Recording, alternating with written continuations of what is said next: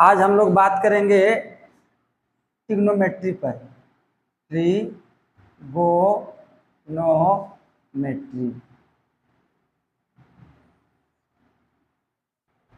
Trigonometry सबसे आसान chapter है, ठीक है। ट्रिग्नोमेट्री सबसे आसान चैप्टर है। ट्रिग्नोमेट्री केवल संभव है समकोण त्रिभुज में। समकोण त्रिभुज में, ठीक है। आइए हम लोग समकोण त्रिभुज पर चलते हैं, क्योंकि ट्रिग्नोमेट्री पॉसिबल है, संभव है किसमें? समकोण त्रिभुज में। हम लोग समकोण त्रिभुज के पास चलते हैं। इस सबका टाइप पीछे बताया हुआ है, आप लोग देख लीजिएगा। देखिए ए बी सी समकोण त्रिभुज है। जब समकोण त्रिभुज है तो यहाँ का कोण कितना होगा? 90 डिग्री। अब ये कंडीशन ये हो सकता है कि इसमें तीनों भुजा आपस में बराबर नहीं हो, मतलब अलग अलग। एक कंडीशन ऐसा भी हो सकता है कि इसकी दो भुजा आपस में बराबर हो, पी क्यू आर। इसकी दो भुजा आपस में बराबर हो, इसकी कोई भुजा आपस में बराबर नहीं हो। इसकी दो भुजा आपस में, कौन सा दो भुजा? जिस भुजा से यहाँ 90 डिग्री का कोण बन रहा है, वो दोनों भुजा बराबर होने की संभावना है। ये इसके साथ बराबर नहीं हो सकता है, या ये इसके साथ बराबर नहीं हो सकता है। जब भी बराबर होगा समकोण त्रिभुज में तो ये दोनों भुजा, जिससे दोनों भुजा मिलकर समकोण त्रिभुज बन रहा है। 90 डिग्री का जो कोण बन रहा है ना, उसी भुजा को आप बराबर कर सकते हैं। अब हम लोग आगे बढ़ते हैं। देखिए इसके बारे में जानेंगे। अगर हम 90 डिग्री के सामने वाला भुजा का देखें तो ये कर्ण कहलाता है। 90 डिग्री के सामने वाला भुजा कर्ण, और जो 90 डिग्री कोण बना रहा है, उस भुजा में से एक भुजा होगा लंब तो दूसरा होगा आधार। लंब कौन होता है? जिस पर आप विचार कर रहे हैं, मान लीजिए थीटा कोण पर हम विचार कर रहे हैं, तो इसके सामने वाला जो भुजा होगा वो होगा लंब। कर्ण और लंब मिल जाए, जो शेष बच जाए वो क्या होता है? आधार। या मान लिया जाए वो त्रिभुज ऐसा है पी क्यू आर 90 डिग्री। जब 90 डिग्री है तो इसके सामने वाला जो भुजा होगा वो कर्ण होगा। कर्ण हो गया। अब ये इस भुजा पी क्यू, अब पी क्यू और आर क्यू मिलके कितना डिग्री का कोण बना रहा है? 90 डिग्री।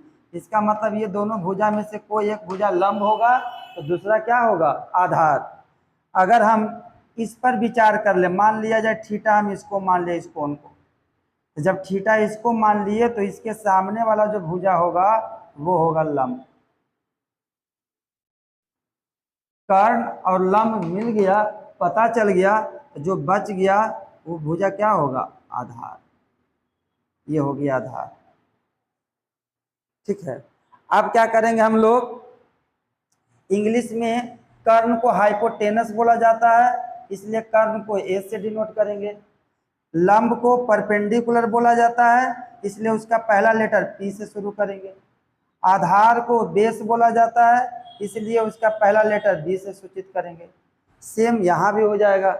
कर्ण को एच से, आधार को बी से, और लंब को पी से। शॉर्ट फॉर्म के लिए हम लोग इंग्लिश वाला वर्ड ही यूज करेंगे, ठीक है। अब ये जो ट्रिग्नोमेट्री चल रहा है ये पार्ट 1 है।